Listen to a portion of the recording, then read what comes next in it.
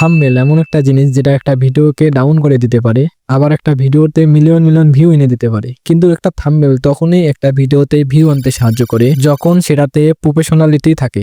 আর যখন থাম্বনেলের নামে সাইনবোর্ড লাগানো হয়, সেটাকে মানুষ ওই রাস্তায় থাকা সাইনবোর্ডের মতোই শুধু দেখিয়ে যায়, কিন্তু কখনো ক্লিক করে না। বিকজ একটা মানুষকে ভিডিওতে ক্লিক করতে থাম্বনেল বাধ্য করে, সাইনবোর্ড না।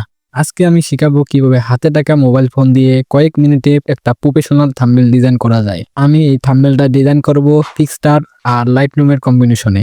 তো চলুন ভিডিওটা শুরু করা যাক। প্রথমে আমি মোবাইলে থাকা পিক্সআর্ট অ্যাপটি ওপেন করে নিব, এরপর প্লাস আইকনে ক্লিক করব, তারপর সিলেক্ট অলে ক্লিক করব।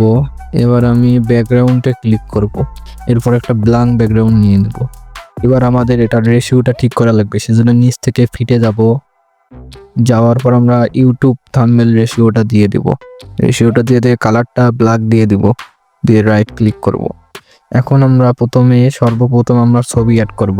তার জন্য অ্যাড ফটোতে যাব, এরপর গ্যালারি থেকে আমার একটা ছবি নিয়ে নিলাম। এরপর ছবির ব্যাকগ্রাউন্ডটা রিমুভ করতে হবে, এই জন্য নিচ থেকে রিমুভ বিচিতে যেয়ে ব্যাকগ্রাউন্ডটা রিমুভ করে নেব।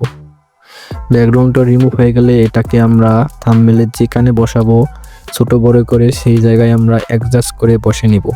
ধরুন আমি এখানে বসে নিলাম। এটাকে প্রথমে আমাদের একটু অ্যাডজাস্ট করতে হবে। ছবিটাকে সিলেক্ট করে অ্যাডজাস্টে গেলাম, যাওয়ার পর এটার ব্রাইটনেস কন্ট্রাস্ট একটু বাড়িয়ে দিলাম যাতে একটু হাইলাইট হয় ভালো। তো এটা করে নেবেন আপনার ছবি অনুযায়ী। এবার আমি এগুলোকে লক করে দিব যাতে এটা হাত দিলেও নড়াচড়া করে না। তো এখন আমাদের প্রথম কাজ হচ্ছে টেক্সট লেখা। তো তার জন্য আমার প্রথমে যাইতে হবে টেক্সটে। আমি লিখলাম মোবাইল দিয়ে, প্রথমে এটা লিখলাম, দিয়ে এটাকে রাইট ক্লিক করে দিলাম। এরপর এটার কালারটাকে আমরা হলুদ কালার করে নেব।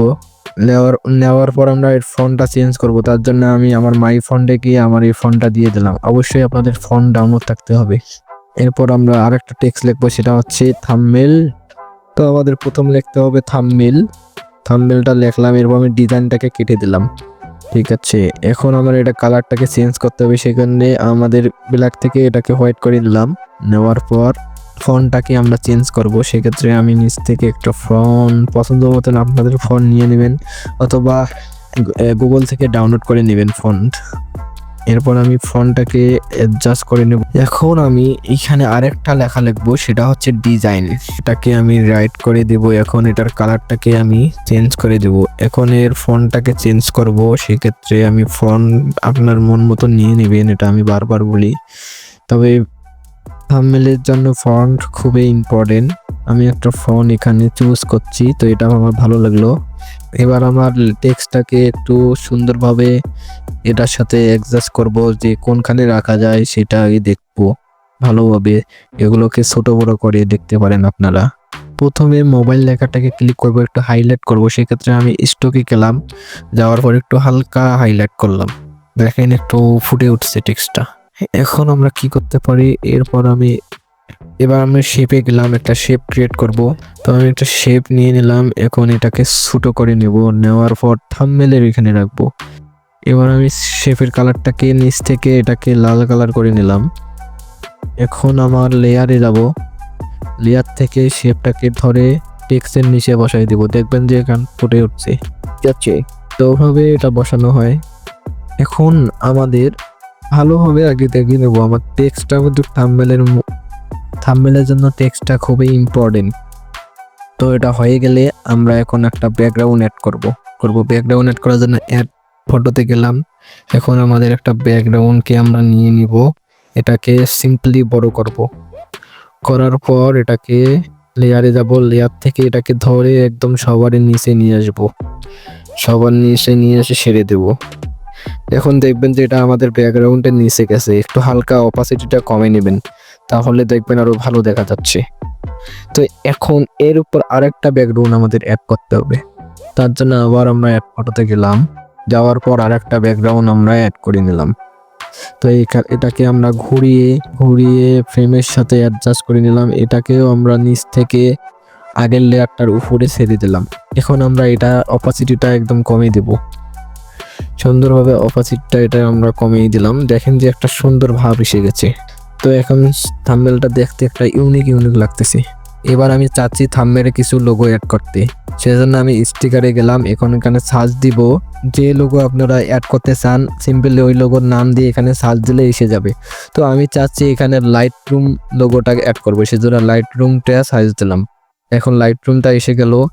এটাকে সিম্পলি ইফেক্টে যাবেন, যাওয়ার পর এটা হালকা একটু ব্লার করে নেবেন। ব্লারে গেলাম, যাওয়ার পর এটাকে আমরা ব্লার করে নেব। তো এটাকে আমরা সুন্দরভাবে মন মতো ব্লার করে নেব, নিয়ে এটাকে আমরা ছোট করব। এটাকে আমরা ছোট করে একটা সাইডে রেখে দেবো, কোণার মধ্যে রেখে দেবো। দেখবেন যে থাম্বনেলে একটা লুকটা আলাদা আছে, একটা ভাবেই আলাদা আছে থাম্বনেলে। এবার আমি চাচ্ছি এখানে আরেকটা লোগো অ্যাড করতে, সেক্ষেত্রে আবার স্টিকারে যাব, উপরে সার্চ বার থেকে আমি এটাকে সার্চ দেব পিক্সআর্ট পিএনজি বা লোগো দিয়ে সার্চ দিতে পারেন, যেইটাই সার্চ দেন ওটাই আসবে, সমস্যা নেই। এরপর লোগোটা অ্যাড হয়ে গেলে আবার সিম্পলি এই লোগোটাকে আমরা ব্লার করব। সেই জন্য ইফেক্টে যাব, ইফেক্টে যাওয়ার পর ব্লারে যাব, লোগোটাকে ব্লার করে নেব। এরপর ছোট করে সেটাকে আমরা কোণায় রেখে দেবো।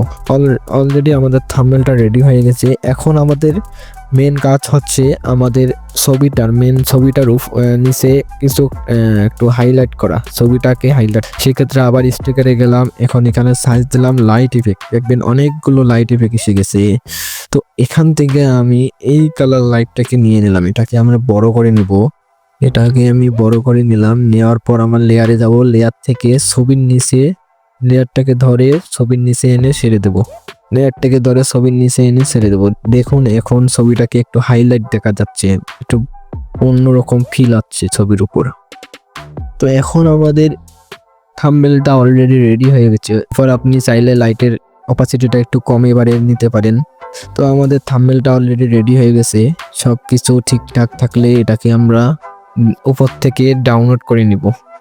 ডাউনলোড হয়ে গেলে আমরা ফোনে থাকা লাইট রুম অ্যাপসটি ওপেন করব।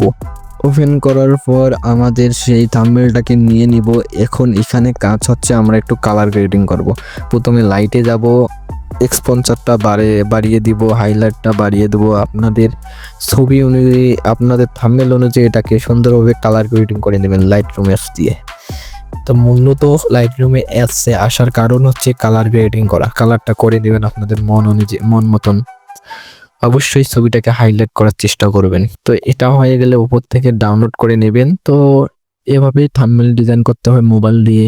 আশা করি আপনাদের ভিডিওটা অনেক ভালো লেগেছে। তো নেক্সট ভিডিওতে আরো কঠিন একটা থাম্বনেল ডিজাইন নিয়ে আপনাদের মাঝে হাজির হব। তো ততক্ষণে সবাই ভালো থাকবেন। আল্লাহ হাফেজ।